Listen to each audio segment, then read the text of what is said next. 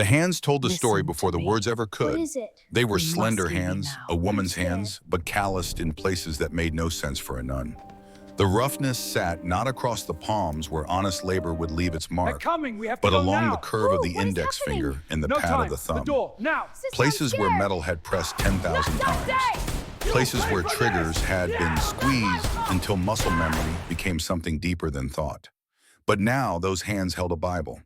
The fingers turned pages with the gentleness of someone touching a sleeping child's face, each movement deliberate and tender, as though the words themselves might break if handled roughly. Sister Catherine Mercer sat in the parlor of the governor's mansion in Denver, the November rain streaking down the windows like tears on glass. The year was 1920. The 20th century had brought automobiles and electric lights and a world war that had changed everything. But some things remained unchanged. Some debts could never be paid. Some lessons could never be forgotten. She was 65 years old now, and the weight of those years showed in the silver of her hair and the deep lines around her eyes, in the slight stoop of shoulders that had once stood straight as rifle barrels. But her eyes remained clear, green as spring moss, sharp as they had ever been. The man pacing before the fireplace was no longer a boy, though she still saw the child in him. Cody Brennan, 41 years old, his hair touched with the first frost of gray, his jaw set with the determination that had carried him from an orphan's poverty to the highest office in Colorado. Tomorrow he would be sworn in as governor. Tonight he could not sleep. He held a letter in his hand. The paper was crumpled from being read too many times, smoothed out, read again. He says he'll destroy me, Cody said, his voice rough with exhaustion and something deeper. Marcus Webb says he'll burn everything I've built, my reputation, my family, everything. Catherine watched him pace, saying nothing. I beat him fair and square. The people chose me, but he won't accept it. Cody stopped, turned to face her. He's got money, connections, newspapers in his pocket, and he's got no conscience. What do you want to do about it? I want to fight back. I want to destroy him before he destroys me. Cody's hands clenched into fists. I want to make him pay for every threat, every lie, every dirty trick he's pulled. And then what? The question stopped him cold. What do you mean? Catherine then rose slowly from her chair, her joints protesting the movement. She crossed to the window and looked out at the rain, at the city lights blurring in the darkness. You destroy Marcus Webb. You grind him into dust. You win. She turned to face him. And then what? What kind of man stands in the governor's mansion the morning after? What kind of man looks back at you from the mirror? Cody was silent. I came here tonight because you asked me to, Catherine said. You said you needed advice. You said you needed to know how to fight without losing yourself. Yes. Then sit down, Cody, and let me tell you a story I should have told you a long time ago. He sat, the fire crackled, the rain continued to fall. It was December of 1887. Catherine began, her voice taking on the cadence of memory. I was 32 years old, and I thought I had buried Lightning Cat forever. The memory rose like smoke, carrying her back across the decades to a dying town at the edge of the Rocky Mountains, to a one-room chapel where children learned their letters under the watchful eyes of painted saints, to the moment when everything changed. December 1887. Redemption Falls, Colorado. The town was dying by inches. You could see it in the boarded windows of the assay office, in the empty hitching posts outside the saloon, in the way the remaining residents moved with the shuffling gait of people who had stopped believing in tomorrow. The Morrison mine had played out 6 months earlier, the last veins of gold giving way to worthless rock, and with the gold went the dreams that had built this place. 2,000 souls had called Redemption Falls home at its peak.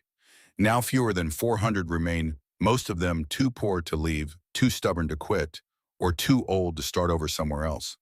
The rest had packed their wagons and headed for Denver, for California, for anywhere that still held promise. But the mission of Sacred Heart remained open. And every morning, 28 children still climbed the steps of the small chapel that served as their schoolhouse, their breath frosting in the cold air, their faces bright despite the hardship that pressed against their families from all sides. Sister Catherine Mercer made sure of that. She stood at the woodpile behind the chapel as the afternoon shadows lengthened, splitting logs with precise economy of motion. Each swing of the axe landed exactly where she intended the wood parting, clean and true. A man watching might have noticed something strange in her technique. The way she positioned her body weight balanced, ready to move in any direction. The way her eyes never quite stopped scanning the tree line even as she worked. The way she moved with the coiled readiness of someone expecting trouble. But there were no men watching. There was only the snow falling soft and silent and the distant cry of a hawk circling the ridge. Inside the chapel, the last student of the day sat hunched over, his slate tongue poking between his lips as he concentrated on the letters before him. Cody Brennan was 8 years old, small for his age, his clothes patched and repatched until the original fabric was more memory than material. His father had died in the mine collapse the previous March, leaving his mother to scrape by on whatever work she could find at the general store. But Cody was smart, hungry for learning in a way that made Catherine's heart ache with recognition. He stayed after the other children left, not because he struggled with his lessons, but because this chapel was the one place where the future felt possible. Catherine set down the axe and gathered an armload of split wood. The cold bit at her fingers through her thin gloves, but she welcomed the sensation, welcomed anything that kept her anchored in the present moment in this life she had chosen. She carried the wood inside the warmth of the pot-bellied stove, greeting her like an old friend. The chapel smelled of chalk dust and pine smoke, and the faint sweetness of beeswax candles. Afternoon light slanted through the stained glass windows, casting pools of red and blue and gold across the worn plank floor. Cody looked up as she entered, his face breaking into a smile that showed the gap where he had lost a tooth the week before. "Sister, listen, I got through the whole passage without stopping." Catherine set the wood in the box beside the stove and moved to stand beside him. She looked down at the open Bible on his desk, at the small finger resting beneath the verse he had been reading. "Show me," she said. Cody cleared his throat importantly and began to read, his voice careful around each syllable. "And David said to Goliath, 'Thou comest to me with a sword and with a spear and with a shield, but I come to thee in the name of the Lord of hosts.'" He looked up, pride shining in his eyes. Was that right? That was exactly right. Catherine rested her hand on his shoulder, feeling the bony ridge of a body that never quite got enough to eat. David and Goliath, that's always been one of my favorites. Sister Cody's brow furrowed with the seriousness of a child grappling with a grown-up question. Was David scared when he faced Goliath? Catherine considered the question. Through the window, she could see the ridge line darkening as the sun sank lower. The snow was falling heavier now. "I think he was," she said finally. "I think anyone would be scared facing something that big, something that dangerous." "Then how did he do it?" "Because being afraid doesn't mean being a coward." She squeezed his shoulder gently. "Being afraid and still standing up, that's what courage is. The fear doesn't go away. You just find something worth facing it for." Cody nodded slowly, turning this over in his mind, like a stone with hidden facets.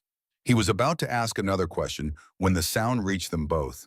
Hoofbeats, multiple horses moving slow and deliberate, coming closer. Catherine's hand tightened on Cody's shoulder without her meaning it to. Her eyes went to the door, then to the small altar at the front of the chapel, to the drawer beneath it that no one knew about, the drawer she had not opened in 7 years. "Stay here," she said quietly. "Don't move." She crossed to the window, keeping to the side where she could see without being easily seen. 3 riders were approaching through the falling snow, their horses' breath steaming in the cold air. They moved with the lazy confidence of men who expected no resistance, their gun belts visible beneath their heavy coats. The lead rider was broad through the shoulders, his face dominated by a scar that ran from temple to jaw. A poorly healed wound, the kind that came from a bullet passing too close. Someone had tried to kill this man once and failed. He wore that failure like a badge of honor. Catherine felt something cold settle in her chest. Not fear exactly, recognition. She had seen men like this before in another life. Men who took what they wanted because no one had ever made them pay for taking. The rider stopped outside the chapel. The scarred man dismounted, first his boots crunching in the fresh snow. He looked up at the building with an expression of lazy contempt, taking in the simple wooden cross above the door, the stained glass windows, the small bell tower. Then he started up the steps. Catherine moved away from the window. She returned to Cody, bending to meet his eyes. "Go out the back," she said, keeping her voice calm. "Straight home. Tell your mother to keep the door locked tonight." "But sister, go now." Something in her tone cut through his protest. He gathered his slate and his Bible, holding them close to his chest, and slipped through the door that led to the small sacristy at the rear of the chapel. Catherine heard his footsteps fade, heard the creak of the back door opening and closing. She straightened and smoothed the front of her habit, drew a breath. Let it out. The chapel door swung open, bringing a gust of cold air and the smell of horse sweat, tobacco, and whiskey. 3 men filled the doorway. The scarred one stood in front, and his eyes moving across the room with the slow deliberation of a man taking inventory. Behind him, a thin man with yellow teeth kept his hand on his gun belt, while a third, massive and dull-eyed, blocked the exit simply by existing. The scarred man's gaze found Catherine and stayed there. A smile that contained no warmth curved his lips. Evening, sister. The chapel is closed for the day. Catherine kept her voice even polite, the voice of a school teacher addressing unruly students. If you're looking for shelter from the storm, the hotel in town still has rooms available. The scarred man laughed. It was an ugly sound, devoid of humor. Hear that, boys? She thinks we're looking for a place to sleep. He stepped further into the room, his boots tracking slush across the clean floor. Name's Eli Croft. These are my associates. We're here on business. What kind of business? The protective kind. Eli picked up a Bible from one of the student desks, thumbed through it carelessly, then let it drop to the floor. The book fell open, pages splaying like broken wings. Nice operation you got here. New books, clean floors, candles that aren't burnt to stubs. Church must be doing well for itself. Every penny goes to the children's education. The accounts are open to anyone who wants to see them. That's real admirable. Eli moved closer. Catherine could smell the whiskey on his breath, now the tobacco smoke soaked into his clothes. But see, the thing is, times are hard. Accidents happen. Fires especially. Wood buildings like this in winter when everything's dry. He spread his hands in mock sympathy. Terrible shame if something like that were to happen. Catherine did not move. She had placed herself between Eli and the altar without appearing to do so, her body angled to keep all 3 men in her peripheral vision. Old habits? Habits she had tried to forget. What do you want? $50 a month. Call it an insurance policy. You pay, and nothing bad happens to this pretty little chapel of yours. Don't pay, and... He shrugged. Well, you're a smart woman. You can figure it out. $50, 2 months of her salary. Money that was meant for books, for chalk, for the small supplies that kept 28 children learning even as the world around them collapsed. The mission can't afford that. Then find a way. Eli's eyes hardened, because the alternative's a lot more expensive. The thin man by the door sniggered. The big one hadn't moved at all, his presence alone making the exit seem very far away. Catherine felt the weight of the moment pressing down on her. Felt the old instincts stirring beneath the surface of the woman she had become. The drawer beneath the altar was 6 steps away. Inside it lay a Derringer pistol, 2 shots small enough to hide in a palm, powerful enough to change everything. She had not touched it in 7 years. 7 years of prayers and lessons and quiet service. 7 years of trying to become someone worthy of the habit she wore.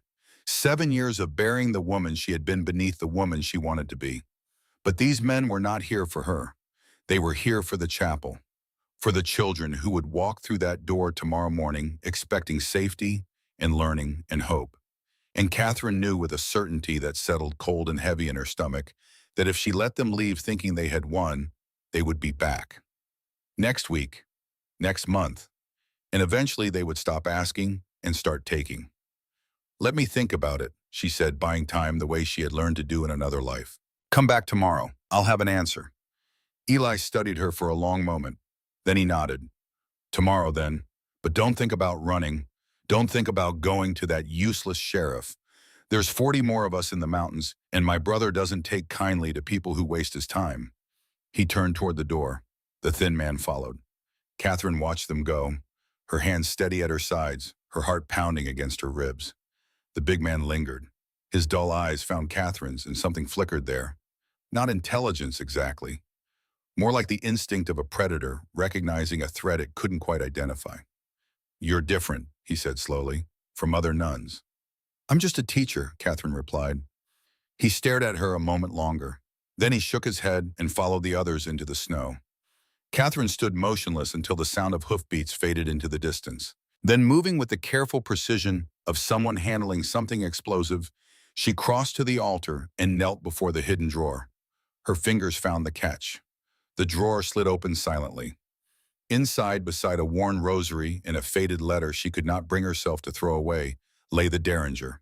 2 barrels silver plated, the ivory grip yellowed with age. A beautiful weapon. A deadly weapon.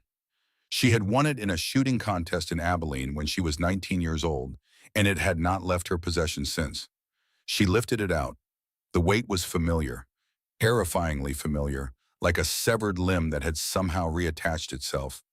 "I'm sorry," she whispered. To God, to the life she had tried to build, to the woman she had hoped to become.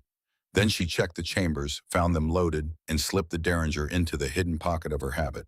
Because tomorrow the men would return. And Sister Catherine Mercer had no intention of letting them burn what she had sworn to protect. The night passed without incident, but Catherine did not sleep. She sat in a small room at the back of the chapel that served as her quarters, a single candle burning on the desk before her Bible open but unread. Through the window she could see the distant flicker of fires on the mountain ridges. Too many fires for travelers, too coordinated for coincidence. Eli had not been lying. There were more of them up there waiting. The candle flame wavered in a draft she could not feel, casting dancing shadows across the walls. Catherine watched the light and the darkness chase each other, and she remembered.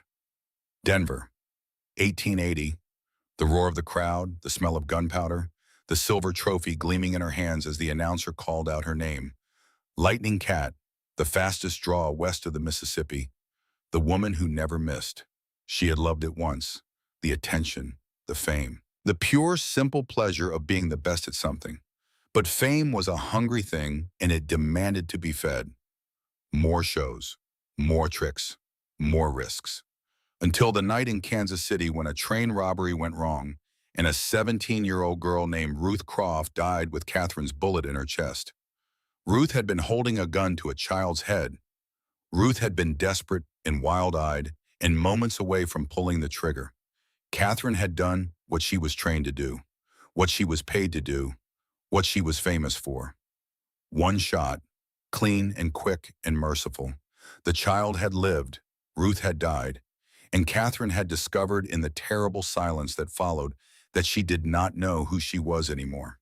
She had not known then that Ruth was pregnant, had not known that Ruth was the daughter of Silas Croft, a man whose grief would curdle into something dark and violent over the years that followed, had not known that a single squeeze of the trigger would send ripples across decades, touching lives she would never see. All she had known was that a girl was dead, a girl not much younger than Catherine herself, a girl who should have had a whole life ahead of her. The church had not asked questions. They had accepted a broken woman seeking penance, and they had given her purpose. Hope Springs they called the dying town in the mountains, a place where a woman with blood on her hands could try to wash them clean.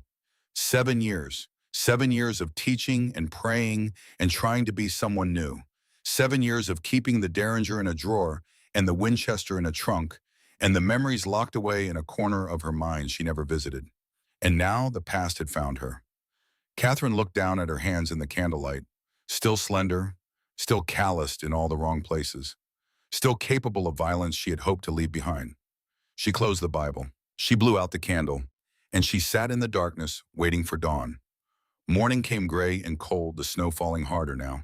Catherine dressed with more care than usual, bound her hair beneath her wimple, checked the derringer in its hidden pocket, and went to prepare the chapel for the day's lessons.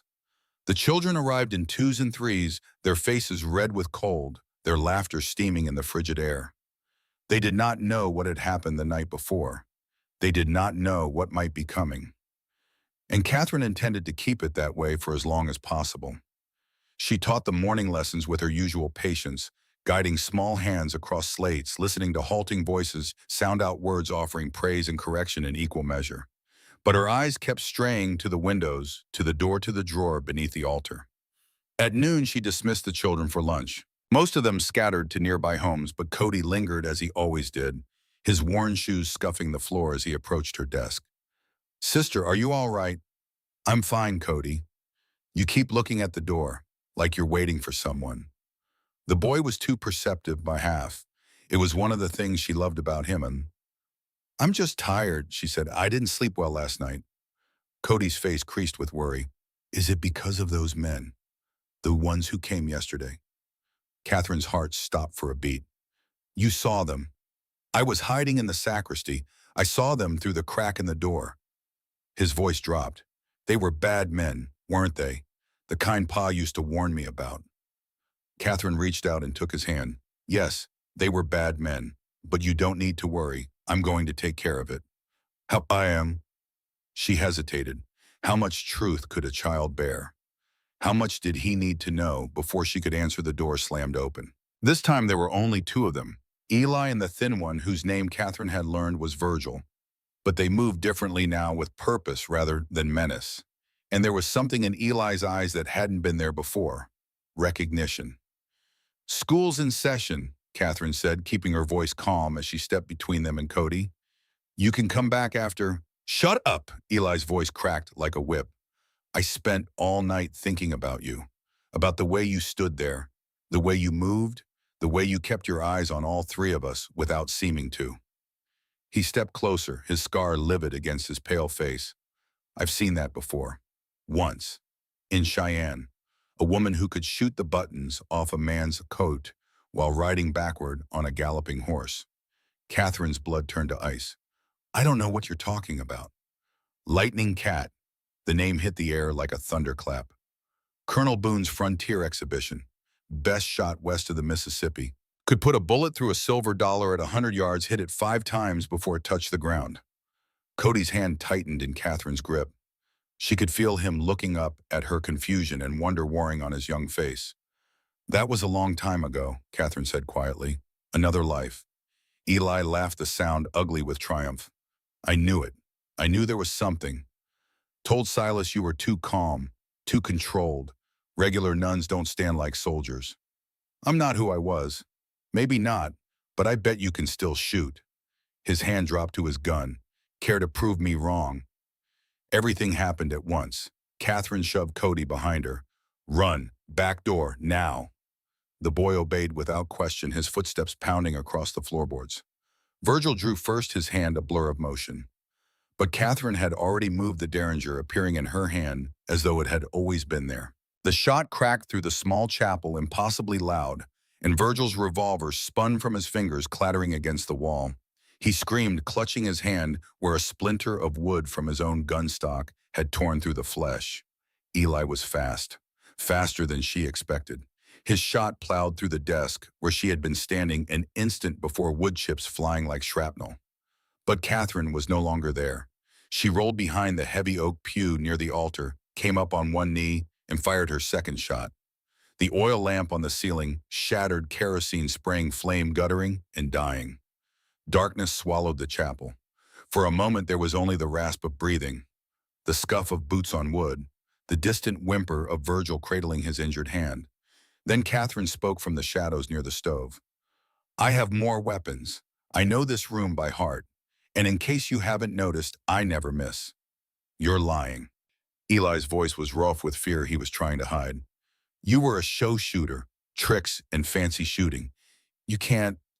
I put a bullet through the exact center of a playing card at 100 yards while standing on a galloping horse. Her voice came from a different direction now. She had moved without sound. I shot the buttons off your brother's coat in Cheyenne in '82. He owes me for a new hat, by the way, and for his pride. Silence. Then Eli's sharp intake of breath. That was you, Silas never said. He was too humiliated to admit a woman beat him. He lost $50 and his reputation in one afternoon. Catherine's voice had dropped to a whisper, but it carried through the dark chapel like smoke. No, you're going to take your friend and walk out that door. You're going to ride north and tell your brother that Redemption Falls is under my protection. And you're going to tell him something else. What? Tell him Lightning Cat says hello. And tell him she hasn't forgotten how to shoot. Footsteps. Scrambling. The sound of 2 men who had lost their nerve completely. The door banged open. Cold air rushed in. And then they were gone, their horses' hoofbeats fading rapidly into the snowy afternoon. Catherine remained in the darkness for a long moment. The derringer was warm in her hand. Her heart was pounding so hard she could feel it in her teeth. 7 years. 7 years of trying to be someone else. 7 years of peace and prayer and purpose. And it had taken less than 5 minutes for Lightning Cat to come roaring back to life. She looked down at the gun in her hand, then at the statue of the Virgin Mary near the altar. A stray bullet had grazed the statue's cheek, leaving a white scar across the painted blue. Catherine sank to her knees, not in prayer, simply because her legs would no longer hold her. The chapel smelled of gunpowder, now sharp and acrid, up beneath the familiar sense of candle wax and pine smoke. Bullet holes pocked the walls. Splintered wood littered the floor. Everything she had built, everything she had tried to become, lay shattered around her. "I'm sorry," she whispered to the damaged Virgin. "I'm so sorry." But she knew even as she said it that sorry would not be enough. Eli was riding north with news that would bring his brother down on this town like the wrath of God. And Silas Croft, the man they called the Butcher, did not forgive, did not forget, did not leave survivors. The door creaked open behind her. Catherine spun the derringer, coming up automatically. Sheriff Thomas Harlow stood in the doorway, hat in hand, snow melting on his shoulders. He was 55 years old, weathered and weary, the kind of lawman who had survived by knowing when to fight and when to look the other way. He took in the scene without surprise. The bullet holes, the shattered lamp, the gun in the nun's hand. "Heard shooting," he said quietly. "Figured I should check." Catherine lowered the derringer but did not put it away. Harlow walked slowly through the chapel, his boots careful around the debris. He paused at the altar, traced the bullet scar on the Virgin's cheek with one calloused finger. "3 shots," he said. "One disarm, one to kill the light, one warning." He turned to look at her. "No bodies. You could have killed them. Chose not to." "I'm not a killer." "No." Something flickered in his eyes. "But you're not just a teacher either, are you?" It was not a question. Catherine sighed. The weight of the secret she had carried for 7 years suddenly felt unbearable. "I was someone else once, a long time ago. Lightning Cat." The name fell between them like a dropped coin. "I've heard the stories. Best shot in the West. Disappeared 7 years ago after the Denver exhibition. Nobody knew where she went." He paused. "Nobody thought to look in a convent. The church doesn't ask questions about the past. They care about who you want to become." "And who do you want to become?"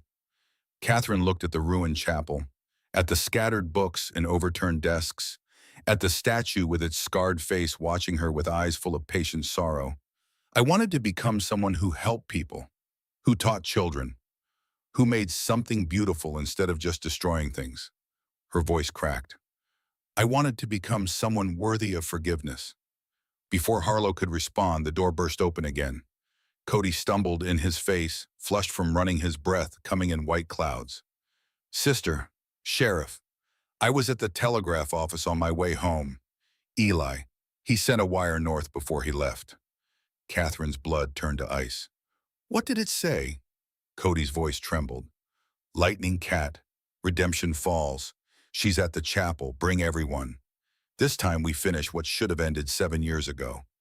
The words hung in the air like gun smoke. Harlow cursed under his breath. "Silas Croft, the Butcher.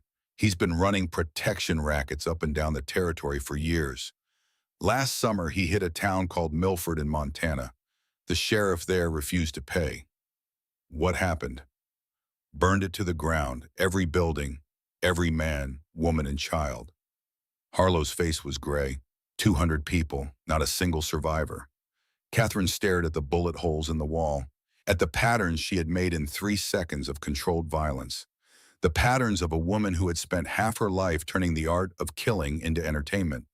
How many men does he have? 50, maybe 60, and he's got a personal stake in this now. Harlow hesitated. "There's something else. Something about what happened 7 years ago. The reason Silas has been hunting Lightning Cat all this time." "Tell me." "I don't know the details, just rumors. Something about his daughter, a girl named Ruth." The name hit Catherine like a physical blow. She remembered. God help her, she remembered everything. The train, the robbery, the teenage girl with the wild eyes and the gun pressed against a child's head. The shot Catherine had taken because there was no other choice. Ruth Croft had been 17 years old, and Catherine had killed her. "I know about Ruth," Catherine said, her voice barely above a whisper. I know what happened to her. Harlow waited. She was holding a gun to a 6-year-old boy's head. She was going to kill him. I could see it in her eyes, the desperation, the fear that had curdled into something dangerous. Catherine closed her eyes. I didn't know who she was. I only knew that I could save that child. So I took the shot. And now her father is coming for you. Yes, Cody stepped forward, his young face fierce with determination. We have to fight. We can't let them hurt Sister Catherine. We can't let them burn the town. Catherine looked at him. At this boy who had lost his father to the mines, who stayed after school to escape a house heavy with grief, who believed that words and learning could carry him somewhere the gold never would. This isn't your fight, Cody. My father died because nobody stood up when the mine owners cut corners on safety. Nobody fought for him. The boy's voice cracked, but he pushed through. I'm not going to let that happen again. Not to you, not to anyone. Something shifted in Catherine's chest, something that might have been hope. She looked at Harlow. How long do we have? If Eli rode through the night and Silas moves fast, Harlow calculated, 24 hours, maybe less. Then we have work to do. Catherine moved to the corner of the chapel where she kept a trunk beneath a pile of spare slates. Kneeling, she lifted the false bottom and drew out a Winchester rifle. The walnut stock was worn smooth from years of use. The action was clean and oiled, maintained even during the years she had tried to forget it existed. She worked the lever once, feeling the familiar mechanism engage. You're staying, Harlow asked. This is my home now. These are my children. I'm not running. The door opened again, more slowly this time. 3 figures stepped through, bringing the cold with them. Dr. Margaret Webb came first, her medical bag in one hand, her face pale but determined. Behind her, Clayton Ramsey, the general store owner, limped in on his bad leg, a Winchester of his own slung over his shoulder. And last, old Ezekiel Turner, a former cavalry scout, his weathered face set in grim lines beneath his battered hat. We heard about what happened, Margaret said, about who's coming. You should leave, Catherine said. All of you. Take the South Road while it's still open. Get to Denver before— Shut up, Clayton said. It was said without heat, almost affectionately. We spent the morning talking it over. The ones who could leave left. The rest of us— He shrugged. We're tired of running, tired of watching everything we built turn to dust. Zeke stepped forward. I know the mining trails, scouted them during the war. I can watch the northern ridges give you warning if they try to flank through the passes. My store's upper floor looks straight down Main Street, Clayton added. Good sight lines. I can watch the approaches signal if they come. Margaret set her bag on a desk and began unpacking supplies. Bandages, morphine, sutures. Someone's going to need patching up before this is over. Might as well be prepared. Catherine looked at them. 4 ordinary people. A doctor, a shopkeeper, a retired scout, a scared little boy, standing in a shot-up chapel offering what they had against an army of killers. It was not enough. She knew it was not enough. But it was something. Thank you, she said. The words felt inadequate, but she meant them with everything she had. She moved to the door of the chapel and looked out at the snow-covered street, at the shuttered buildings and the empty hitching posts, at the mountains rising dark and silent against the gray sky. Somewhere up there, Silas Croft was gathering his men, preparing his weapons, planning his revenge. And somewhere inside, Catherine Lightning Cat was stirring. The woman she had tried so hard to bury was clawing her way back to the surface, bringing with her all the skills and instincts and deadly precision that had made her famous. She had spent 7 years trying to become someone else. Now she would have to become Lightning Cat one more time. Not for glory, not for applause, for the children who would walk through that door tomorrow morning expecting their teacher to keep them safe, for the town that had given her a chance to start over, for the girl named Ruth whose death she could never undo, but whose father she might still stop from killing anyone else. The bell in the small towers tolled once low and mournful, its sound carried away by the winter wind. Catherine watched the mountains a moment longer. Then she turned back to the others. We have work to do, she said, and not much time to do it. As if in answer, a flicker of light appeared on the northern ridge, then another and another, campfires appearing one by one in the gathering darkness. Silas Croft's army announcing its presence. Catherine felt the weight of the Winchester in her hands, the weight of the choice she had made. There was no going back now. The past had found her, and it was bringing company. The night passed in fragments of cold and waiting. Catherine positioned herself in the bell tower as darkness fell, the Remington rifle resting across her lap, her breath misting in the frigid air. Through the telescopic sight, she watched the fires on the northern ridge multiply like evil stars being born. 20 fires by midnight, 30 by the time the moon reached its peak, 40 before the first gray light of dawn touched the mountains. Each fire represented men, horses, guns, death riding down from the high country with vengeance in its heart. Below her, the town stirred with desperate activity. Clayton Ramsey had organized the remaining men into work parties, boarding up windows, stockpiling ammunition, creating makeshift barricades at the main approaches to town. Dr. Margaret Webb converted the back room of the general store into a field hospital, laying out her instruments with the calm efficiency of someone who had seen battlefield wounds before. Zeke Turner had disappeared into the darkness hours ago, his cavalry instincts drawing him toward the enemy like a moth to flame. He would return with intelligence, or he would not return at all. Either way, Catherine could not afford to wait. She climbed down from the tower as the sun began its slow ascent, her joints stiff from the cold, her eyes burning from the strain of watching through the scope. The chapel smelled of cold stone and gun oil. Now the sweet scent of beeswax candles, a distant memory. Cody was waiting at the bottom of the stairs. Dark circles ringed his eyes. He had not slept either. "Sister, they're gathering in the saloon. Sheriff Harlow says you should come." Catherine nodded. She checked the Derringer in her hidden pocket, felt the weight of the Winchester on her shoulder, and followed the boy out into the bitter morning. The saloon had been abandoned months ago when the last of the miners left. But it was the largest building in town, the only space that could hold everyone who remained. Catherine pushed through the doors into a room thick with the smell of unwashed bodies and fear.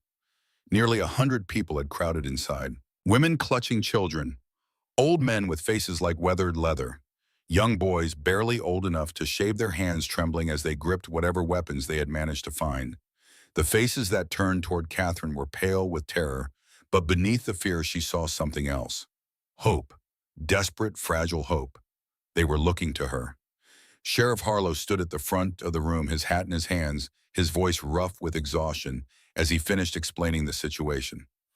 "That's what we know," he said. "Silas Croft is up there with at least 50 men, maybe more. They burned Milford last summer, killed everyone, man, woman, and child."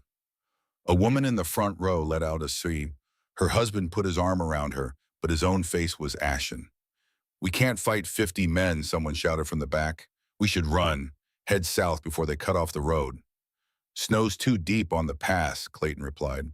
"We'd lose half the children to the cold before we made it 10 miles. "Then we pay them whatever they want. Just pay them and maybe they'll leave us alone." "They're not here for money." Harlow's voice cut through the rising panic. "They're here for her." Every eye in the room turned to Catherine. She stood in the doorway, snow melting on the shoulders of her habit, the Winchester rifle an incongruous weight against her gray wool. The silence stretched like a held breath. "He's right," Catherine said. Her voice carried clearly through the crowded room. "Silas Croft is here because of me, because of something I did 7 years ago. If I leave, if I turn myself over to him, there's a chance he might spare the town." The silence deepened. "But I don't think he will." Catherine moved forward, her eyes sweeping across the faces of people she had taught, healed, comforted, blessed. "I've seen men like Silas before. Hurting me won't be enough. He'll want to destroy everything I love, everything I've tried to build. He'll burn this town to ashes and salt the earth behind him just to make sure I have nothing left." Then what do we do? The question came from Rosa Vale, a young widow whose husband had crossed paths with the Croft gang 2 years ago and never returned. Her voice trembled, but her eyes were steady. "We fight," Catherine said simply. "We make this town so costly to take that Silas Croft chokes on every inch of ground. Against 50 men with what, hunting rifles and kitchen knives. With whatever we have." Catherine moved to the front of the room, standing beside Harlow. "I won't lie to you, the odds are terrible. Some of us will die, maybe all of us. But if we run, we die frozen in the snow. If we surrender, we die on our knees. At least this way we die standing." She paused, letting the words settle. I've spent 7 years trying to be a different person, a better person. I've prayed and taught and served, trying to make up for the violence I left behind. Her voice cracked slightly. But some debts can't be paid with prayers. Some fights can't be won with forgiveness. And some people, she touched the Winchester on her shoulder, some people only understand one language. The room was utterly silent. Then Clayton Ramsey stepped forward. I stood at Gettysburg, he said quietly, watched boys younger than my son get torn apart by cannon fire. I thought I was done with fighting. He worked the lever of his rifle with his good hand. Guess I was wrong. Zeke Turner pushed through the crowd, his face red from the cold, his cavalry coat dusted with snow. Northern trails are clear for now. They're taking their time, getting organized. We've got maybe 12 hours before they move. Then we have 12 hours to get ready. Catherine turned to face the crowd. Anyone who wants to leave, go now. I won't judge you. I won't blame you. Take your children and head south. Maybe the snow won't be as bad as we think. Nobody moved. Then let's get to work. The morning dissolved into organized chaos. Catherine directed the preparations with the cold efficiency of a general drawing on instincts she had thought long buried. The chapel became the central stronghold, its thick stone walls capable of stopping rifle rounds that would tear through wooden structures. The bell tower provided the high ground, a sniper's nest with clear sight lines in every direction. Margaret Webb set up her infirmary in the chapel's sacristy, close enough to respond to casualties, but protected from direct fire. Rosa Vale coordinated the women and children, organizing them into groups that could be evacuated through the back of the chapel if the front lines fell. And through it all, Catherine kept one eye on Cody. The boy had appointed himself her shadow, refusing to leave her side despite her repeated orders to stay with the others. There was something in his eyes now, a fierce determination that reminded her of herself at his age. The age when the world had first shown her its teeth. It was mid-morning when Wyatt Callahan arrived. Catherine heard the horses before she saw them. 3 riders approaching from the south, moving fast despite the snow. She had the Winchester shouldered before they came into view, her finger resting lightly on the trigger. The lead rider was a man in his early 40s, dark hair touched with gray at the temples, his face sharp and watchful beneath the brim of his hat. A Pinkerton badge glinted on his chest. He reined up 50 yards from the chapel and raised his hands, showing they were empty. Sister Mercer, he called. Wyatt Callahan, Pinkerton Detective Agency. I think we should talk. Catherine kept the rifle trained on him. Talk fast. We've been tracking Silas Croft for 3 years. Every time we get close, he disappears into the mountains. We've got 30 agents scattered through those hills, waiting for a chance to take him down. Callahan's horse shifted beneath him. When we heard he was coming here, we knew this might be our best opportunity. You want to use this town as bait. I want to end a man who's killed over 300 people across 6 territories. A man who burns towns for sport and leaves his children's bodies in the ashes. Callahan's voice hardened. I don't care if you're Lightning Cat or Sister Mary Sunshine. I care about stopping Silas Croft before he kills again. Catherine studied him for a long moment. Then she lowered the rifle. Come inside. We need to look at the maps. An hour later, Catherine stood over a detailed survey of the abandoned Morrison mine, its tunnels spreading beneath the town like the roots of a dying tree. Callahan's men had brought intelligence she hadn't had before, detailed reports of Silas's tactics, estimates of his forces, and something else, something that changed everything. There's more you should know, Callahan said, his voice dropping. About why Silas is really here. Catherine looked up from the map. In 1880, during the train robbery where Ruth Croft was killed, she wasn't just a bandit. Callahan pulled a worn photograph from his pocket. A young woman with dark hair and haunted eyes, her hand resting on the slight swell of her belly. She was pregnant, 5 months along. Catherine felt the floor tilt beneath her feet. Silas didn't just lose his daughter that day. He lost his grandchild, the only family he had left after his wife died. Callahan tucked the photograph away. He's not coming here for money or revenge in the usual sense. He's coming here to destroy you completely. Your town, your church, your children, everything you love the way you took everything he loved. I didn't know, Catherine whispered. I didn't know she was pregnant. I only saw the gun, the child she was threatening. She was. It doesn't matter what you knew. It matters what he believes. Callahan spread his hands on the table. Silas Croft has been hunting Lightning Cat for 7 years. He's killed innocent people just because they might have known where you were. And now that he's found you, nothing short of total destruction will satisfy him. Catherine stared at the photograph until Callahan put it away. Then she straightened her face, hardening into something cold and resolute. "Show me your positions," she said, "and then I'll show you where you've made mistakes." They worked through the afternoon adjusting the Pinkerton deployments according to Catherine's tactical knowledge. She had spent years watching men like Silas operate, reading their patterns, understanding how they thought. The arrogance that made them predictable, the cruelty that made them sloppy. "He won't come straight up the valley," she said, tracing lines on the map. "He'll split his forces. Northwest through the old mine tunnels, southeast along the cedar break. He wants high ground first.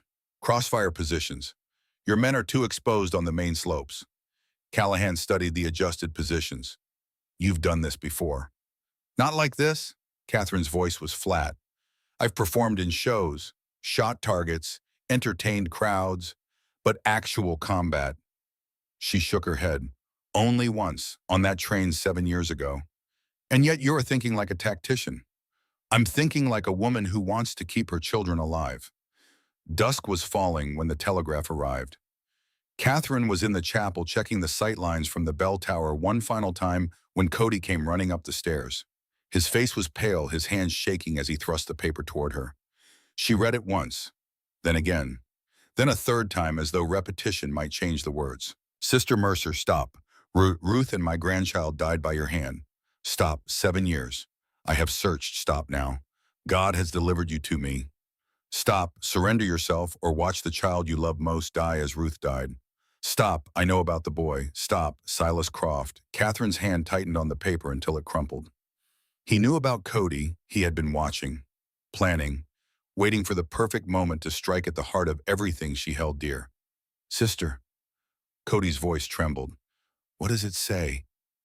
Catherine forced herself to breathe, to think, to be the calm in the center of the storm. "It says we need to move you somewhere safe," she said, "somewhere he can't find you." "I'm not hiding. I told you I would help." "Cody," Catherine knelt to meet his eyes. "This man killed hundreds of innocent people. He burned entire towns because someone looked at him wrong. Do you understand what kind of monster we're dealing with?" "I understand that you're scared for me," Cody said quietly. "And I understand that if I hide, you'll be alone when they come." "I won't be alone. There are others. But I'm the one who can run messages. I'm the one who knows every hiding place in this town. I'm the one who can help." Catherine wanted to argue, wanted to order him to safety, to wrap him in blankets and lock him in a cellar until the danger passed. But she saw the set of his jaw, the steel in his young eyes, and she recognized something she had seen in her own mirror at his age. The moment when a child decides to become something more. "Stay close to Dr. Webb," she said finally. "Don't leave the chapel unless I tell you to. And if I say run, I run." Cody nodded solemnly. "I promise." Night fell like a closing fist. Catherine positioned herself in the Beldar, Remington steady against her shoulder, her eye pressed to the scope. The fires on the northern ridge had grown closer, descending the slopes like a slow-moving river of flame. Through the magnified lens, she could make out individual figures now. Men on horseback, men on foot, all of them armed, and all of them coming. At 3 in the morning, Zeke's signal came. 3 quick flashes of lantern light from the ridge above town. They were moving. Catherine counted the seconds between her heartbeats, felt the cold metal of the rifle against her cheek. Watched the shadows flow down from the mountains like ink spilling across white paper. The first shot came from the northeast, a single crack that echoed off the valley walls. Not aimed at anything, just a probe. Testing reactions. She didn't react. Didn't move. Didn't even blink. More shots followed, sporadic and probing, coming from multiple directions as Silas's men tested the town's defenses. Glass shattered somewhere down the street. A woman screamed, then was quickly silenced by other voices urging calm. Through her scope, Catherine watched a group of 10 men creep toward the main street from the direction of the old mine entrance. They moved with the confidence of predators who had done this many times before. The lead man carried a torch in one hand and a rifle in the other. She exhaled slowly, felt her finger tighten on the trigger. Calculated the distance, the wind, the drop. Her shot took him in the leg, spinning him around and dropping him face first into the snow. His torch hissed and died.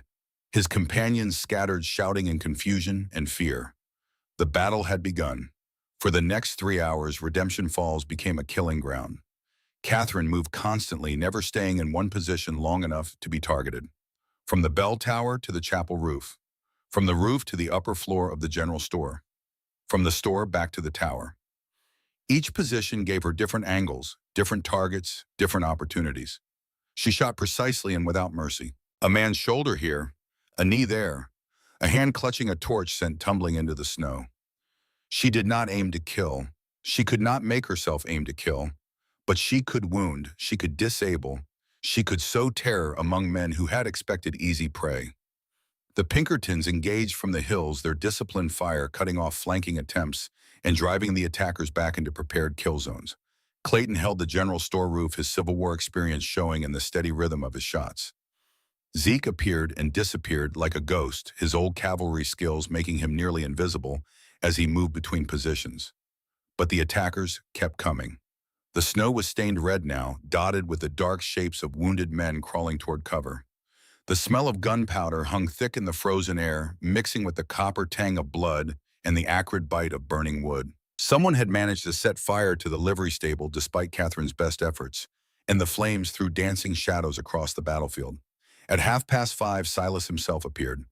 Catherine saw him through her scope, a commanding figure on a black horse directing his men with sharp gestures and shouted orders. He was 55 years old, his silver hair gleaming in the firelight, his hawk-like features twisted with cold fury that radiated from him like heat from a forge. She had a clear shot, perhaps 50 yards, easy distance for someone of her skill. Her finger rested on the trigger. One squeeze, one bullet, and it would all be over. But she hesitated, not from mercy, not from doubt about her ability, but from something else. She had killed his daughter, his grandchild. If she killed him now from hiding without ever looking into his eyes, what did that make her? The moment passed. Silas rode back behind a ridge, disappearing from view. Catherine lowered the rifle, her hands shaking slightly. She would face him. She had to face him. But not like this. Not as an assassin, and as herself, the woman who had taken his family, as someone willing to answer for what she had done. Dawn came bloody and uncertain. The attackers withdrew as the light grew, melting back into the mountains like snow before spring's sun. They had lost at least 15 men to wounds, though how many had died, Catherine could not say. The town had lost 3. Old Jacob Wheeler, who had insisted on manning a barricade despite being 70 years old. A Pinkerton agent named Davies shot through the neck during a flanking assault. And Rosa Vale hit while running messages between positions, her body lying in the snow like a broken doll. Catherine found herself kneeling beside Rosa as Margaret tried desperately to stop the bleeding. But the wound was too severe, the damage too great.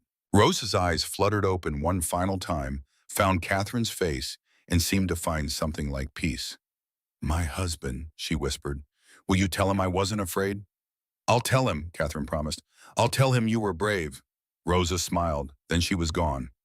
Catherine remained on her knees for a long moment, her hands still clasped around Rosa's cooling fingers. Then she stood, her face hard as stone, and went to prepare for what came next. Because this had only been the first wave. The real assault was still coming. The morning passed in a haze of exhaustion and grief. Catherine helped Margaret tend to the wounded, her hands steady despite the tremor in her heart. 7 people with injuries ranging from minor to critical. 3 dead, including Rosa. And the knowledge that Silas still had at least 40 men in the mountains resting and regrouping for the next assault. It was noon when Samuel Burke came to find her. The deputy sheriff had been conspicuously absent during the night's fighting. Catherine had noticed his disappearance but had been too occupied with survival to investigate. Now seeing him approach the chapel with mud on his boots and guilt in his eyes, she felt a cold certainty settle in her stomach. "Deputy Burke," she said carefully. "Where were you last night? Around, helping?" He couldn't meet her eyes. "Sister, I need to talk to you about something." "I'm sure you do." Catherine studied him. The mud on his boots was wrong. Too dark, too thick, the kind of mud that came from the old mine shafts to the north. And there was something else. The faint smell of tobacco. Not the cheap local kind that most miners smoked, but something richer, more expensive. The kind of tobacco that Eli Croft had been smoking when he walked into her chapel 3 days ago. "You've been up to the northern ridges," Catherine said. It wasn't a question. Burke's face went pale. "I don't know what you mean. The mud on your boots, the tobacco smell on your coat. You've been meeting with Silas's men." Catherine's hand dropped to the derringer in her pocket. "How long—" "Sister, please, I can explain. How long have you been selling us out?" Burke's face crumbled. The guilt that had been hiding behind his eyes came flooding out, turning his features into a mask of shame and fear. "Since October, when they first sent scouts into the valley." His voice cracked. "They said if I helped them, they'd spare my family. They'd let me go when it was over." "And you believed them?" "I didn't have a choice. You don't know what these men are like, what they're capable of." "I know exactly what they're capable of." Catherine's voice was cold as the snow outside. "I've been fighting them all night while you were hiding in the shadows, selling our positions, our numbers, our plans. I never told them anything that would get anyone killed. And 3 people died last night. Rosa Vale, Jacob Wheeler, a Pinkerton agent named Davies." Catherine stepped closer, her hand tightening on the derringer. "Did your conscience factor them into your calculations?" Burke backed away, his hands raised. "I didn't know. I swear I didn't know they would actually attack. I thought they just wanted information. I thought they would take what they wanted and leave." "You thought wrong." Catherine drew the derringer in one smooth motion. The small pistol seemed to fill the space between them, its silver barrel catching the weak winter light. "On your knees." Burke dropped his legs, folding beneath him, his hands clasped before his face in desperate supplication. "Please, I have a wife, children. You should have thought of them before you betrayed your neighbors." Catherine heard footsteps behind her. Harlow's voice rough with disbelief. "Sam, what the hell is going on?" "Your deputy has been feeding information to Silas Croft." Catherine didn't take her eyes off Burke. "That's how they knew our positions, how they knew where to probe, how they knew about Rosa manning the message route." Harlow's face went gray. "Sam, tell me she's wrong." Burke said nothing. His silence was confession enough. Harlow moved forward, his own gun drawn, his movements stiff with the pain of betrayal. "Hands behind your back. You are under arrest." "Thomas, please. I did it for my family." "Your family." Harlow's voice dripped with contempt. "Your wife is my sister Sam. Your children are my nieces and nephews. And you sold them out along with everyone else in this town." He snapped the handcuffs closed with more force than necessary. Burke winced, but he didn't resist. The fight had gone out of him completely. As Harlow dragged him away, Catherine stood alone in the street, the derringer still warm in her hand. Another betrayal, another crack in the foundation she had tried to build. She looked toward the northern mountains. Somewhere up there, Silas was using the information Burke had given him, planning his next move, choosing his next target, and now he knew everything. It was late afternoon when the screaming started. Catherine was in the chapel reloading ammunition and checking the condition of her weapons when she heard it. A child's voice, high and terrified, cutting through the cold air like a knife. "Cody." She was out the door before conscious thought caught up with her, the Winchester in her hands, her heart pounding against her ribs. The scream had come from the direction of the old mining office, the one building in town that no one had thought to defend because it had been abandoned for years. Catherine ran through the snow-covered streets, her habit billowing behind her, her breath coming in ragged gasps. Other voices were shouting now, but she couldn't make out the words. All she could hear was Cody's voice calling her name. She rounded the corner of the assay office and stopped dead. 3 men stood in the street, their horses pawing at the frozen ground behind them. 2 of them held rifles trained on the windows of the surrounding buildings. The third, Eli Croft, had his arm wrapped around Cody's throat, a pistol pressed against the boy's temple. "There she is," Eli said, his scarred face splitting into a grin. "Lightning Cat herself, come to save her little lamb." Catherine raised the Winchester. "Let him go." "Now why would I do that?" Eli tightened his grip, making Cody gasp. "Silas was very specific. He wants you to know what it feels like, to have someone you love taken from you." "I'll kill you before you can pull the trigger." "Maybe, but can you do it before my friends here put a bullet in your head?" Eli nodded at the 2 riflemen, their weapons steady, their eyes cold. "Put down the gun, Lightning Cat. Come with us quietly. And maybe we let the boy live. Catherine's mind raced. She could see the angles, the distances, the possibilities. She could take Eli, but not before his men fired. She could drop one of the riflemen, but not both. Not before Cody died. There was no clean shot, no perfect solution, just terrible choices and worse consequences. All right, she said, her voice steady despite the fear clawing at her chest. All right, I'm putting down the gun. She lowered the Winchester, slowly keeping her movements deliberate and non-threatening. Set it in the snow at her feet. Raised her hands. The Derringer too, Eli said. I know you've got one. Catherine reached into her pocket and drew out the small pistol, set it beside the rifle. Now walk toward me. Slow, no sudden movements. Catherine stepped forward. 1 step, 2, 3. Behind her she heard movement, shouts. The sound of people gathering, watching helplessly as their protector surrendered herself. That's far enough. Eli shoved Cody away, sending the boy sprawling into the snow. Run, kid. Tell everyone what happens to people who cross the Croft family. Cody scrambled to his feet, his face streaked with tears and fury. Sister, no. Go, Cody. Catherine didn't take her eyes off Eli. Remember what I taught you. Be brave. I can't leave you. You have to. Someone has to remember the story. She managed a small smile. Someone has to carry it forward. Eli grabbed her arms, spinning her around and binding her wrists with rough rope. Touching. Really, now move. Catherine walked. Behind her she heard Cody's voice, broken with sobs, calling her name. Heard other voices trying to comfort him. Heard the sound of a town watching its last hope be led away in chains. The ride up the mountain took 2 hours. Catherine memorized every turn, every landmark, every potential escape route. The snow made tracking easy, but it also made movement treacherous. The horses picked their way carefully along narrow trails skirting frozen streams and ice-covered rocks. Silas's camp was larger than she had expected. Dozens of tents spread across a sheltered valley, cook fires smoking in the cold air, men moving between them with the casual confidence of an army that knew it had already won. At the center of the camp stood a larger tent, its canvas walls thick enough to hold the heat of the braziers burning inside. Eli dragged Catherine from her horse and shoved her toward the entrance. Present for you, brother. The tent flap opened and Silas Croft stepped out into the fading light. He was older than Catherine had expected. 55 years of hard living had carved deep lines into his face, turned his hair silver, given his eyes the flat, dead look of a man who had seen too much and cared too little. But there was still power in his frame, still menace in the way he held himself. He studied Catherine for a long moment, his expression unreadable. Lightning Cat, he said finally. His voice was soft, almost gentle. I've been looking for you for a very long time. I know, do you know why? Because I killed your daughter. Something flickered in Silas's eyes.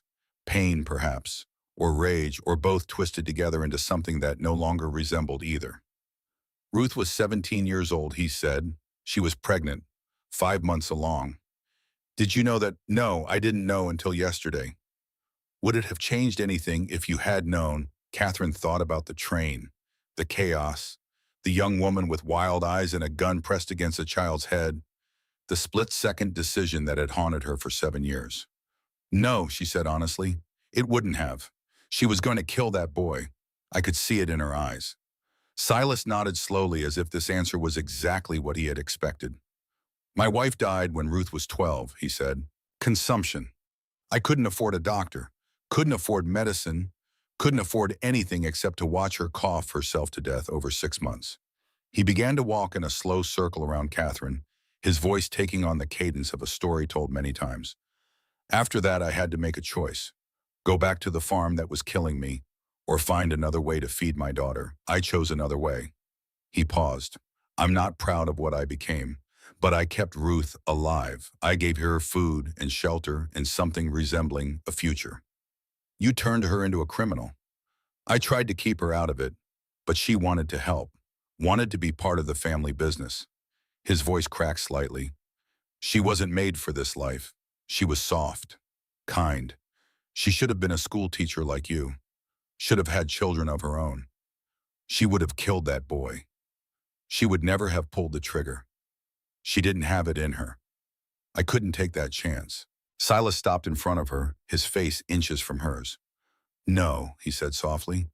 You couldn't, and now here we are. He stepped back, gestured to his men. Take her to the mine, the old Morrison shaft.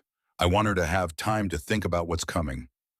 Rough hands grabbed Catherine's arms, dragging her away from the tent, away from the camp, into the darkness of the abandoned mine. The Morrison mine had been closed for years, but the main shaft was still intact. Catherine was shoved into a small chamber near the entrance, the rope around her wrists tied to an iron ring set into the stone wall. The cold seeped into her bones almost immediately, the darkness absolute, except for the faint glow of a lantern left burning near the entrance. Hours passed, or maybe minutes. In the darkness, time lost all meaning. Catherine prayed. Not for rescue, not for escape, but for the people she was leaving behind. For Cody, who had lost too much already. For the townspeople who had trusted her to protect them. For Ruth Croft, whose death she had never been able to atone for. She was deep in prayer when she heard footsteps approaching. Silas appeared at the entrance to the chamber, the lantern light casting strange shadows across his face. He was carrying something in his hand, a photograph. He held it up so Catherine could see. A young woman, dark-haired, with haunted eyes and a gentle smile. This is my daughter, he said. Ruth, the day before she died. Catherine looked at the photograph. At the girl who should have been a school teacher. At the unborn child who never had a chance. I'm sorry, she said. The words felt inadequate, but they were all she had. Are you? Silas sat down on a rock, the photograph cradled in his hands. Are you really, Cowboy? I have prayed for her soul every day for 7 years, every morning, every night. I never stopped. Silas's eyes narrowed. Words, just words. No. Catherine's voice grew stronger. Not just words. I found her grave. Silas's head snapped up. It took me 2 years. A small plot outside Kansas City, no headstone, just a wooden cross with Ruth scratched into it. I paid for a proper stone. I planted flowers. Catherine's voice cracked. White daisies. Someone told me she loved daisies. Silas stared at her, his face frozen. You found her grave. I visit every year, on the anniversary, to pray, to remember, to ask for forgiveness I know I don't deserve. Silence stretched between them. The lantern flickered. Why? Silas asked finally. Why would you do that? Because I killed her. Because I needed to remember. Because carrying the guilt alone was more than I could bear. Silas stared at her for a long moment. Something was shifting in his eyes. The flat, dead look was giving way to something else. Something that might have been pain, or confusion, or the first stirrings of something he had thought long dead. I spent 7 years hating you, he said slowly. 7 years planning this moment. 7 years imagining all the ways I would make you suffer. And now, he looked down at the photograph in his hands. Now I don't know what I feel. Catherine leaned forward as far as her bonds would allow. Ruth didn't want this, she said softly. She didn't want you to become what you've become. Before she died, she asked for your forgiveness. Her last words were about love, not revenge. How would you know that? Because I was there. I held her as she died. She asked me to tell her father she was sorry. She asked me to tell him she loved him. Silas's face contorted. The photograph slipped from his fingers, falling face down in the dust. You're lying. I'm not. I couldn't deliver the message because I didn't know who her father was. I didn't know who she was at all until 3 days ago. Catherine's voice was steady. But she asked me to tell you. She wanted you to know. Silas rose abruptly, turning away from her, his shoulders shaking. It doesn't matter, he said, his voice rough. It doesn't change anything. It changes everything. You've spent 7 years hunting me because you couldn't face the truth. That Ruth's death was the end of a story that started long before I pulled that trigger. A story you wrote, Silas, when you chose this life, when you made her part of it. Shut up. You don't need someone to hate. You need someone to forgive you, and the only person who could do that is gone. Silas whirled, his face twisted with rage. I said, shut up. But Catherine kept going, the words pouring out of her like a dam breaking. I can't give you Ruth back. I can't undo what I did. But I can tell you this, she loved you. Despite everything, despite what you became. She loved you and she forgave you, and her last thoughts were of you. Silas stood frozen, his chest heaving, his eyes bright with tears he would not let fall. We are bound together, Catherine said quietly. You and I, by blood and death and 7 years of pain. Neither of us can change the past. We can only choose what we do with what remains. The silence stretched. The lantern flickered again, threatening to go out. Then Silas did something Catherine did not expect. He drew his knife. For a moment, she thought he was going to kill her, thought this was the end of everything. But instead, he stepped forward and cut her bonds. Go, he said, his voice barely a whisper. Take your people and go, and I'm done. Catherine stared at him. Just like that. Just like that. Silas turned away, unable to meet her eyes. Ruth wouldn't want this. She wouldn't want more children to die because of her. She wouldn't want her father to become, he choked on the words, to become what I've become. Catherine rubbed her wrists, feeling the blood rush back into her fingers. Come with me, she said. Silas laughed bitterly. Come with you. Surrender to the law, face justice for what you've done. It won't bring back the dead. It won't erase your sins, but it will be a beginning. A beginning of what? Of something other than this. Catherine held out her hand. Ruth wanted you to be forgiven. She wanted you to find peace. You won't find it running. You won't find it burning towns. But maybe you'll find it facing what you've done. Silas stared at her hand, at her face, at the darkness of the tunnel stretching away behind them. You would ask for mercy. For me. After everything I've done, I would ask for the same thing I've spent 7 years praying for. Catherine's voice was gentle. A second chance. Slowly, like a man in a dream, Silas reached out and took her hand. Show me the way out, he said. They emerged from the mine as dawn broke over the mountains. Catherine blinked in the sudden light, her eyes adjusting after hours in darkness. The valley spread below them, the camp still smoking. Silas's men, moving about in confusion as word spread that their leader had surrendered. Silas walked beside her, his hands unbound, his face calm with the strange peace of a man who has finally set down a burden he has carried too long. My men won't accept this, he said quietly. Some of them will fight. Let them. The Pinkertons are out there, and so are the people of Redemption Falls. You think they'll spare them? I think everyone deserves a chance to choose differently. Catherine looked at him. Even your men, even you. They walked down the mountain together through the snow and the cold and the first pink light of morning. Behind them, the sounds of confusion gave way to shouts of alarm as Silas's men realized what was happening. Some fled into the mountains. Others threw down their weapons and raised their hands. The battle was over before it truly began.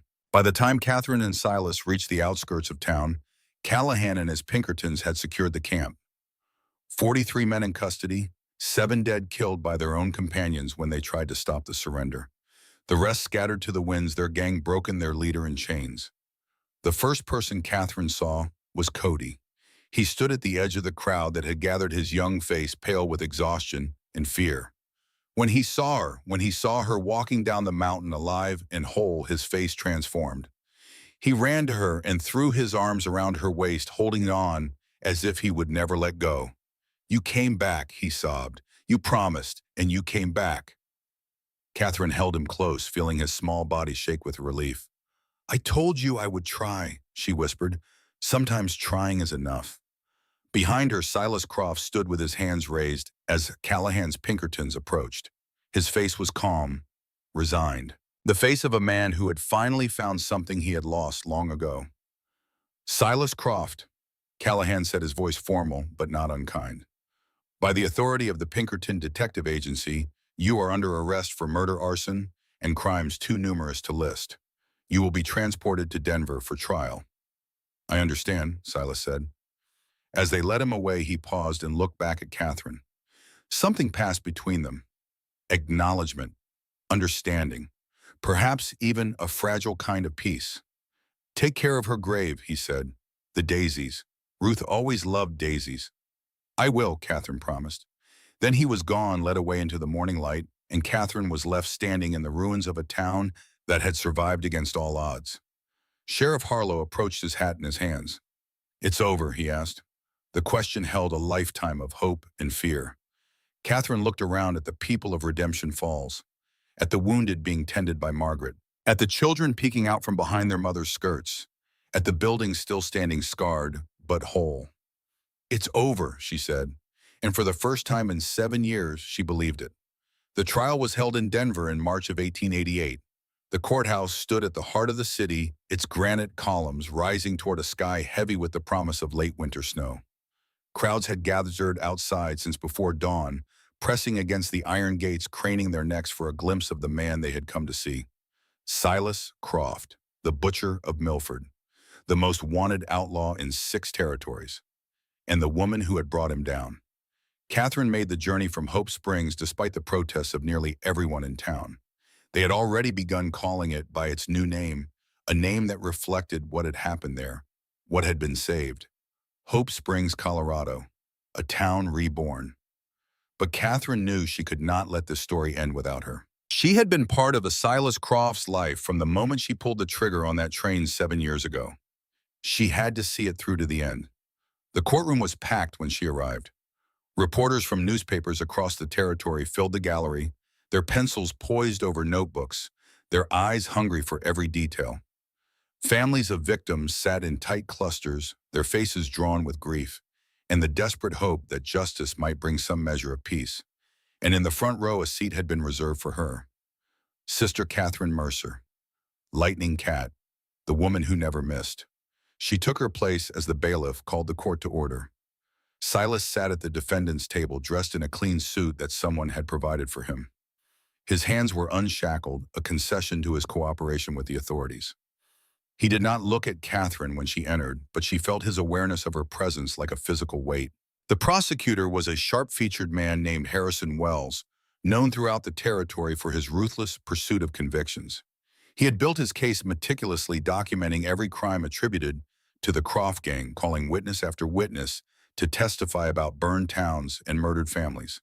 The testimony went on for days. Catherine listened to stories of terror and loss of children, orphaned and homes destroyed, of lives shattered beyond repair. She heard the names of the dead recited like a prayer, each one a weight added to the burden she already carried. Because if she had not killed Ruth Croft on that train, none of this would have happened. Silas would not have become the butcher. Milford would still be standing. 200 people would still be alive. Or perhaps not. Perhaps Silas had always been destined for darkness, and Ruth's death had simply been the spark that lit a fire already built. Catherine would never know. No one would ever know. That was the terrible thing about violence. It created possibilities that could never be explored, paths that could never be walked, futures that could never be lived. When Wells finally called Catherine to the stand, the courtroom fell silent. "Sister Mercer," Wells began, his voice carrying clearly through the crowded room, "please tell the court about your encounter with the defendant in December of last year." Catherine told the story, the extortion attempt, the revelation of her identity, the battle, the capture, the confrontation in the mine. She told it simply and without embellishment, her voice steady, despite the memories that threatened to overwhelm her. When she finished, Wells smiled, the satisfied smile of a man who sees his victory approaching. "And so, Sister Mercer, would you say that Silas Croft is a dangerous man, a man who should be removed from society permanently?" Catherine was quiet for a moment. The courtroom seemed to hold its breath. Then she said something that made Wells's smile falter. "I would say that Silas Croft is a broken man, a man who did terrible things for terrible reasons, but also a man who, when given the chance, chose to stop." The courtroom buzzed with confused murmurs. Wells's face reddened. "Sister Mercer, perhaps you don't understand. This man threatened to burn your town.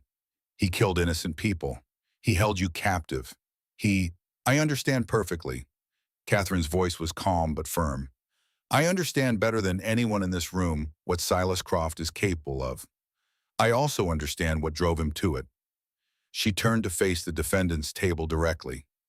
Silas looked up, and their eyes met for the first time since the mine. "7 years ago, I killed his daughter. Ruth Croft was 17 years old and 5 months pregnant. I shot her because she was holding a gun to a child's head, and I believed she was about to pull the trigger. I still believe that. I would make the same choice again if I had to." The courtroom had gone utterly silent, But that doesn't change the fact that I took 2 lives that day. A young woman who had been driven to desperation by circumstances beyond her control, and an unborn child who never had a chance to take its first breath. Silas Croft spent 7 years hunting me because of that. 7 years consumed by grief and rage and the need to make someone pay for his pain. Catherine's voice softened. I'm not asking this court to excuse what he did. The people of Milford deserve justice. The families he destroyed deserve to see their pain acknowledged. But I am asking this court to consider that Silas Croft is not simply a monster.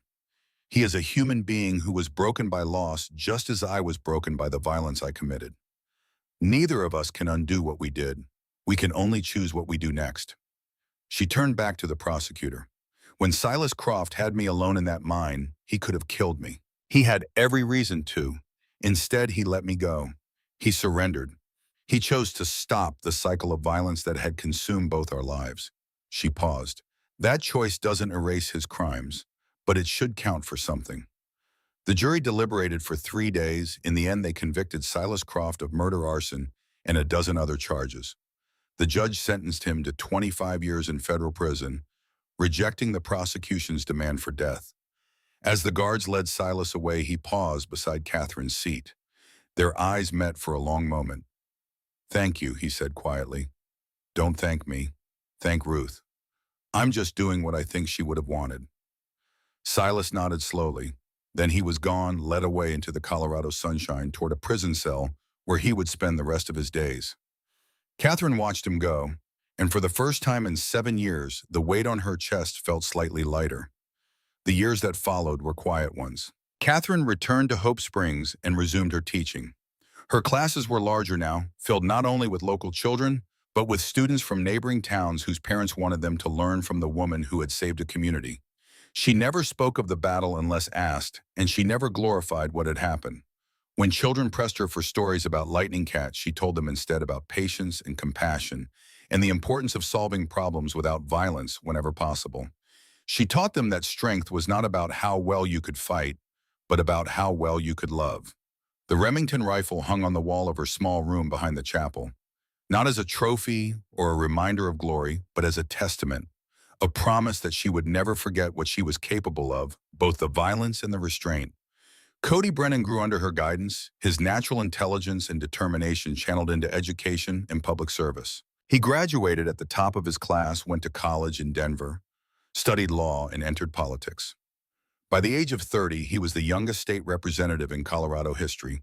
By 35, a United States congressman. But he never forgot the lessons of that December. Never forgot the woman who had taught him that courage was not the absence of fear, but the choice to stand up anyway.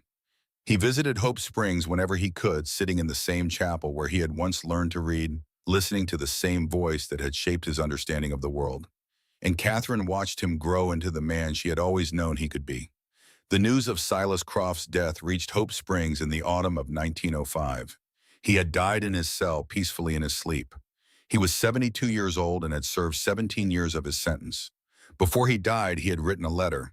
The warden sent it to Catherine. She sat alone in her room as she read it, the autumn light slanting through the window, the Remington rifle watching from its place on the wall.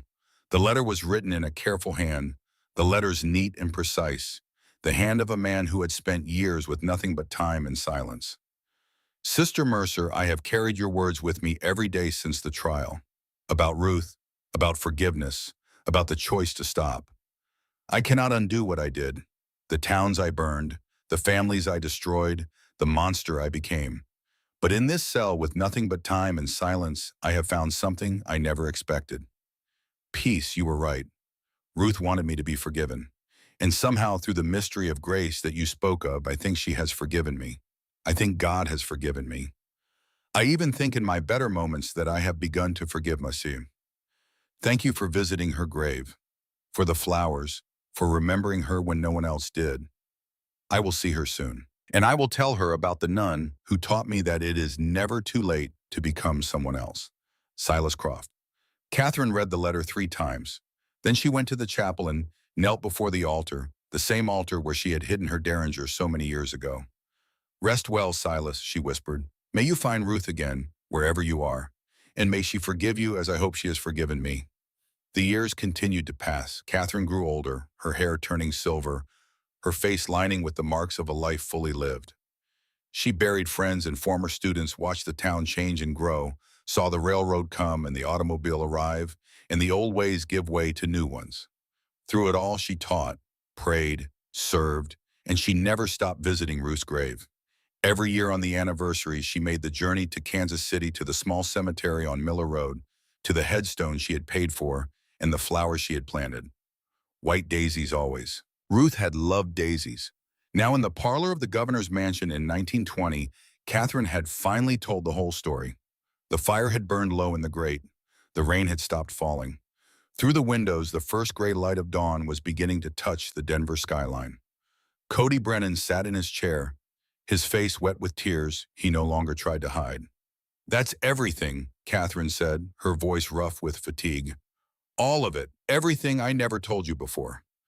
Cody was silent for a long moment, processing the weight of what he had heard. "Marcus Webb," he finally said, "the man who's threatening me. You're saying I should... I'm saying that your enemy is also a human being.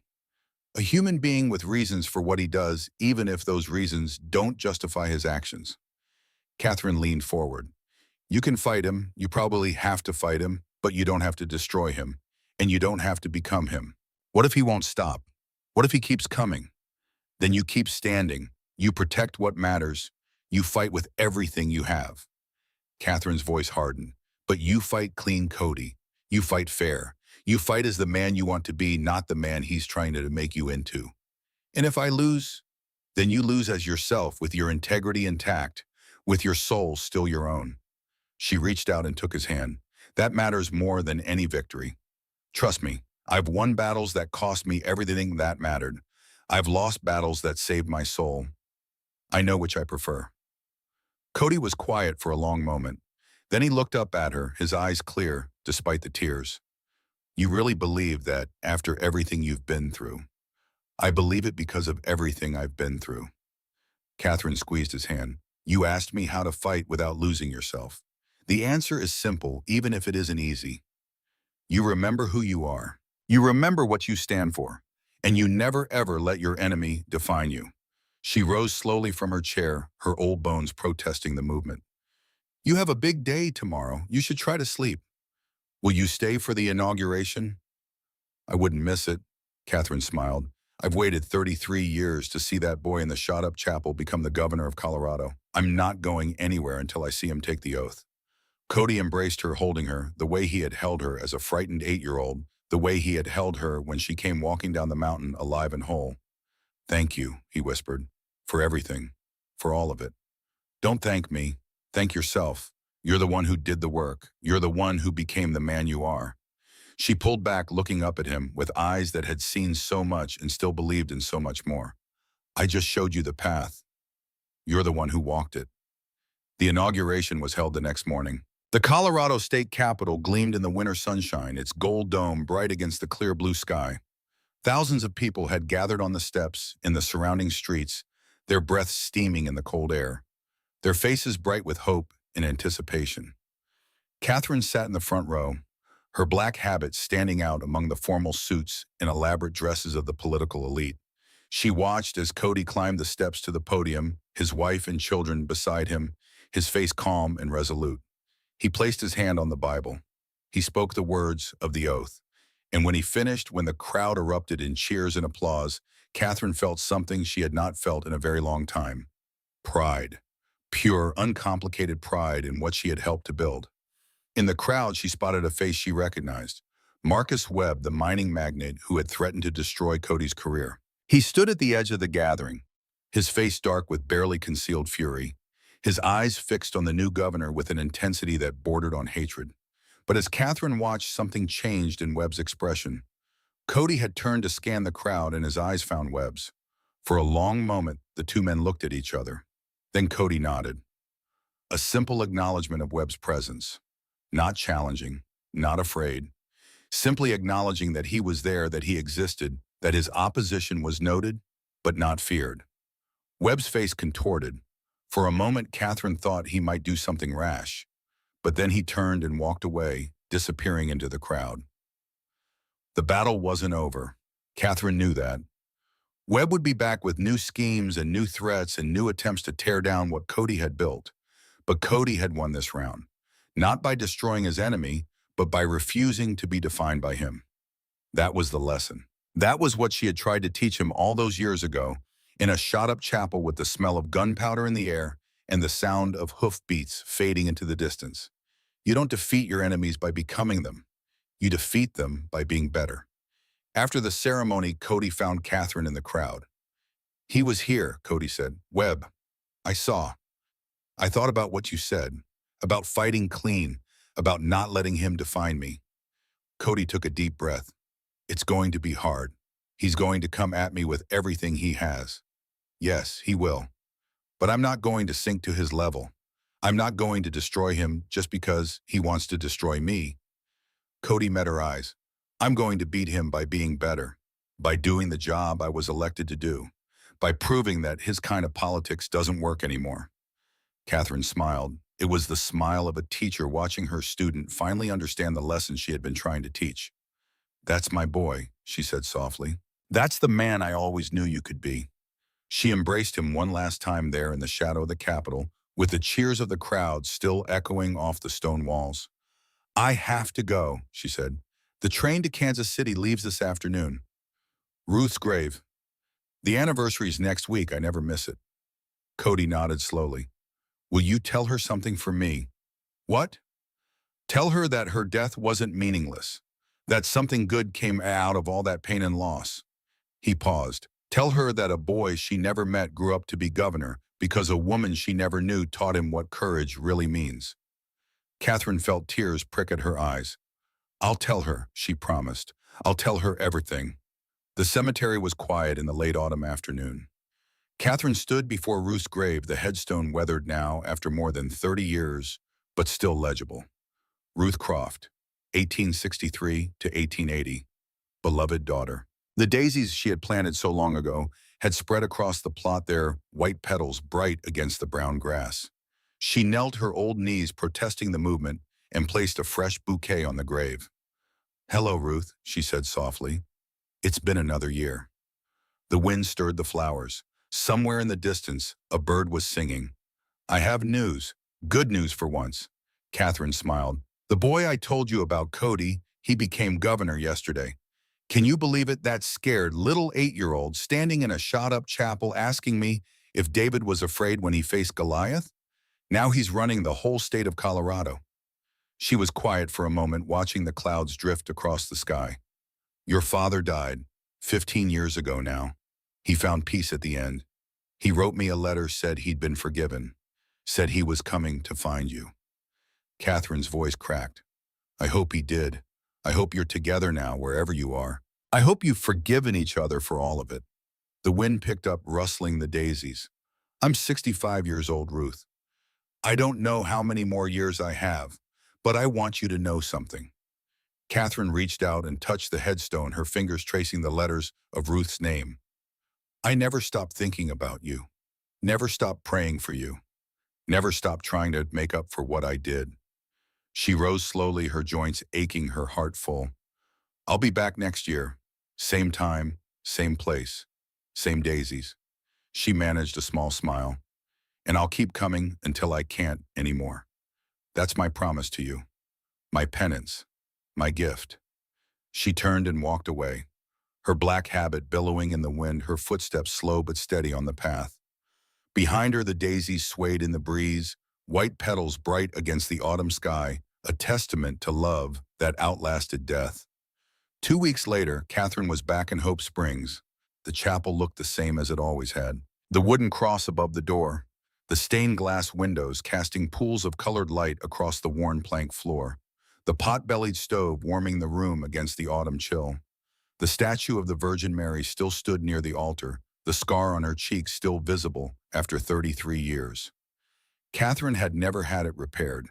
It was a reminder, a testament, a promise. The Remington rifle hung in a glass case on the wall, now donated to the town as a historical artifact. Beneath it, a brass plaque read, "The Sisters' Aim, used in the defense of Redemption Falls, December 1887. a reminder that strength and mercy can live in the same heart. Catherine stood at the front of the classroom, 28 children looking up at her with bright eyes and eager faces. The same number as all those years ago, the same hope, the same hunger for learning. A boy in the front row, 8 years old with dark hair and a stubborn jaw, raised his hand. "Sister Catherine, is it true you used to be a famous gunfighter?" Catherine smiled. It was the same question every new class asked sooner or later. "That was a very long time ago, Thomas. Another life. But you saved the whole town. You fought off 50 bad men with just a rifle and a little pistol." "I didn't save the town alone. The whole community came together. The doctor, the shopkeeper, the old cavalry scout, even an 8-year-old boy who refused to leave my side." She paused. "That boy is the governor of Colorado now. Did you know that?" Thomas's eyes went wide. "Really? Really? And do you know what made him great? Not guns, not fighting, not violence." Catherine moved to the blackboard and picked up a piece of chalk. "What made him great was that he learned to be brandy without being cruel. He learned to stand up for what was right without becoming what he was fighting against." She wrote a single sentence on the board, her hands steady despite her years. "Treat others as you would want to be treated. That's the most important lesson I can teach you," she said, turning back to face the class. "More important than reading or writing or arithmetic. More important than anything else you'll ever learn." She tapped the words with her chalk. "If you remember nothing else from your time in this classroom, remember this." The children nodded solemnly, the way children do when they sense they are being told something important. "Now," Catherine said, setting down the chalk and picking up a worn Bible from her desk. "Where were we? Ah, yes. David and Goliath."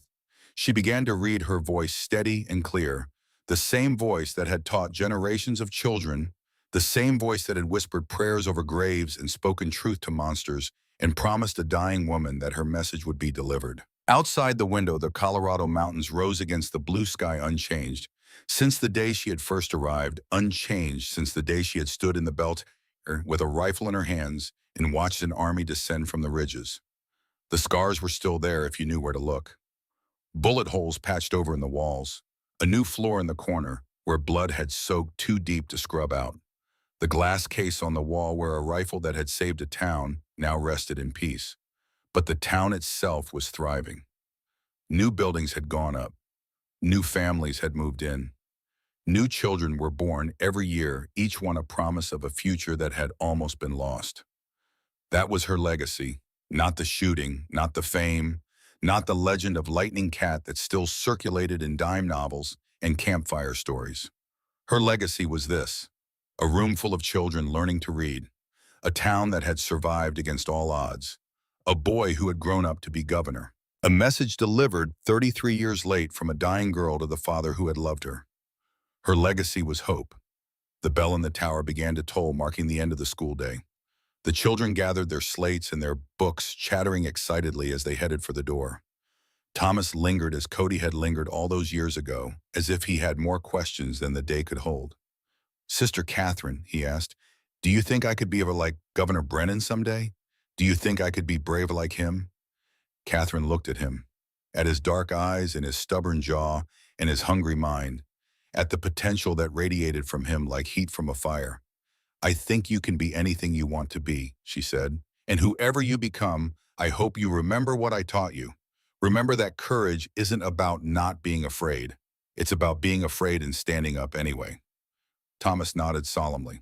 Then he ran out the door, his footsteps echoing on the wooden floor, his voice joining the chorus of children's laughter outside.